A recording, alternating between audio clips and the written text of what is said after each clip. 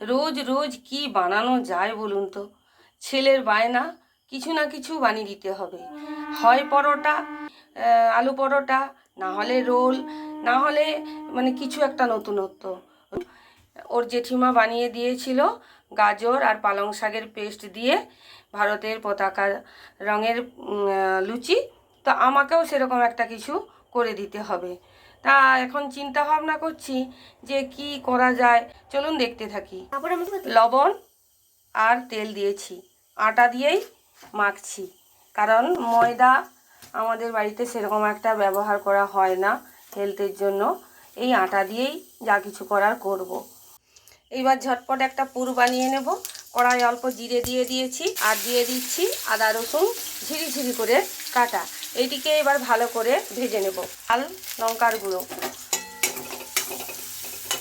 সেদ্ধ করে রাখা আলুটাকে ভালো করে এইবার এইটার মশলার সঙ্গে মেখে নেব। আলুতে আর লবণ দিচ্ছি না, সেদ্ধ করার সময় দিয়ে দিয়েছি অল্প ভাজা মশলা আর একটুখানি কসুরি মেথি। এই পরোটা ভাজার পালা।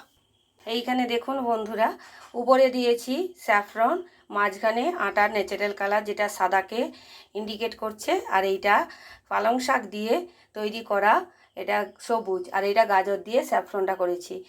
অর্থাৎ এই পতাকার একটা আকার দিয়েছি। আর এইখানে দিয়েছি কালো জিরে, যেটা চক্রকে নির্দেশ করছে। আমার কাছে নীল রঙের কোনো কিচ্ছু নেই, সেটা আমি কালো দিয়েই করেছি।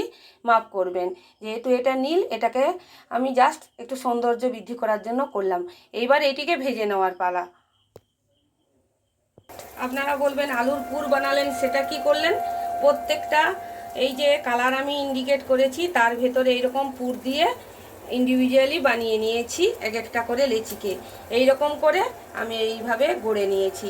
এইবার এইগুলিকে পরপর এরকম করে ভেজে নেব। বন্ধুরা, ছেলের আবদারে মোটামুটি বানিয়েছি ভারতীয় পতাকার পরোটা। তা কত রক্তক্ষয়ী সংগ্রামের ফলে এই আমাদের স্বাধীনতা এসেছে, তাই ৮০তম স্বাধীনতা দিবস আমরা উদযাপন করেছি। কিন্তু তার রেশ এখনও কাটেনি।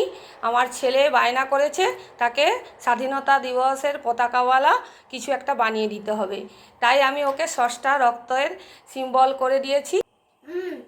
ভালো হয়েছে? তোমার তো সবেতেই ভালো, ভালো কিছু তেলে ভাজা করে দিলেই সবই ভালো। তা আপনারা এরকম ছেলে মেয়েদের খুশি করতে বানান, আর চ্যানেলটিকে সাবস্ক্রাইব করুন, লাইক করুন, শেয়ার করতে ভুলবেন না। ভুল ত্রুটি হলে মার্জনা করবেন। নমস্কার।